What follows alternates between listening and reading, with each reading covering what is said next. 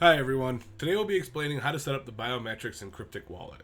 First, go to the settings in the bottom right hand corner. Next, select Security Center. Next, you see the options for voice, face, or face and voice. To be most secure, select face and voice. Here you will need to find a quiet and well-lit place, ensure your face is centered, and clearly say your passphrase when prompted.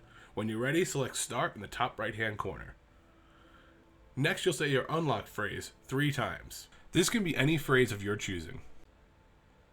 If you need to speak louder, it will prompt you in the top left-hand corner. Once you've completed your enrollment, Krptic Wallet will now prompt you to unlock with voice and facial recognition. Simply center your face and say your unlock phrase to unlock. And there you go. You set up the Biometrics and Krptic Wallet.